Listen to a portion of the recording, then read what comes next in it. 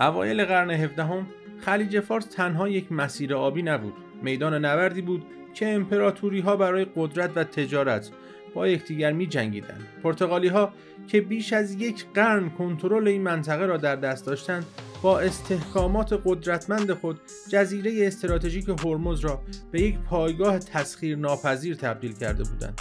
اما در این میان مردی ظهور کرد که معادلات را تغییر داد. نام او امام قلی خان بود، فرماندهی که سرزمینش رو از چنگال استعمار آزاد کرد و میراثی ماندگار برای ایران بر جای گذاشت. به نام خدا سلام عرض می‌کنم خدمت همه مخاطبین عزیز کانال قضیه چیه.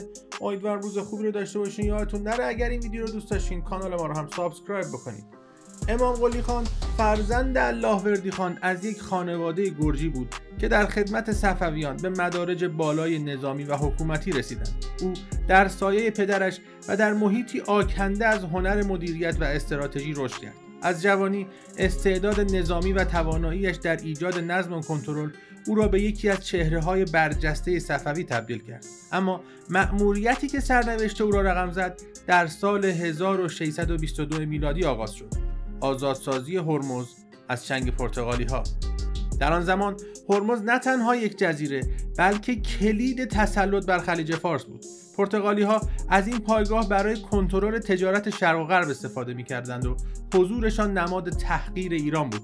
شاه عباس بزرگ که عزم خود را برای مقابله با این تهدید جذب کرده بود، به امام قلی خان اعتماد کرد تا این مأموریت خطیر را انجام دهد. امام قلی خان یک فرمانده معمولی نبود. او میدانست که برای شکست دادن پرتغالی‌ها صرفاً نیروی نظامی کافی نیست. او با زیرکی دیپلماتیک اتحاد نادری با کمپانی هند شرقی بریتانیا شکل داد. این اتحاد که منافع مشترک دو طرف را در هدفی واحد همسو می‌کرد، نیروی دریایی بریتانیا را کنار ارتش ایران قرار داد.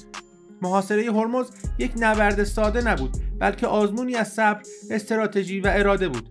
نیروهای امام قلی خان با وجود کمبود تجهیزات و شرایط سخت، با تاکتیک‌های هوشمندانه و حملاتی مستمر پرتغالی‌ها را از پای درآوردند. او با قطع مسیرهای تأمین دشمن و هماهنگی دقیق نیروهای زمینی و دریایی حصر را بر آنها تنگتر کرد. سرانجام پس از هفته‌ها مقاومت پرتغالی‌ها تسلیم شدند و هرمز آزاد شد.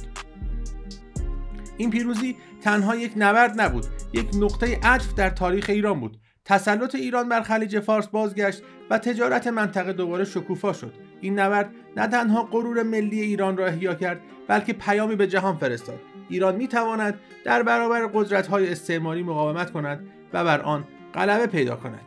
اما موفقیت‌های امام قلی خان به آزادسازی هرمز محدود نشد. او در مقام حاکم فارس اصلاحات گسترده‌ای را برای بهبود شرایط اقتصادی و اجتماعی این منطقه انجام داد. ساخت زیرساخت‌های حیاتی مانند پل‌ها، کاروانسراها و آب‌انبارها از جمله اقدامات او بود که نه تنها امنیت منطقه را تقویت کرد، بلکه زندگی مردم را نیز بهبود بخشید. این اقدامات او را نه تنها به عنوان یک فرمانده نظامی، بلکه به عنوان یک مدیر دلسوز و مدبر معرفی کرد. یکی دیگر از جنبه‌های برجسته زندگی او توانایی بی‌نظیرش در مدیریت نیروهای متنوع بود. او با بسیج نیروهای مردمی، نظامیان حرفه‌ای و حتی متحدان خارجی توانست نشان دهد که اتحاد و هماهنگی می‌تواند بر قدرت و فناوری دشمن غلبه کند. در زمانی که بسیاری از فرماندهان تنها به ابزارهای نظامی متکی بودند، امام قلی خان به اهمیت همکاری و دیپلماسی پی برده بود. همین ویژگی‌ها او را به یک نمونه الهام بخش از رهبری هوشمندانه تبدیل می‌کند. آنچه امام قلی خان را فراتر از یک فرمانده نظامی قرار می‌دهد، توانایی او در الهام بخشی، مدیریت بحران و اتحاد نیروها بود. او نه تنها یک جنگ را برد، بلکه میراثی ماندگار از مقاومت و رهبری برای نسل‌های آینده بر جای گذاشت. با این حال نام او در سایه‌های تاریخ محو شده است، اما شاید اکنون زمان آن باشد که قهرمانانی چون امام قلی خان را دوباره به یاد بیاوریم. مردی که با شجاعت و درایت خود سرزمینشان را از استعمار آزاد کرد و نشان داد که حتی در برابر بزرگترین قدرت‌ها، اراده‌ها و استراتژی‌ها می‌تواند تاریخ را تغییر دهد. خیلی ممنونم که این ویدیو رو مشاهده کردین. امیدوارم که دوستش داشته باشین و تا یه دیگه شب و روزگار خوش.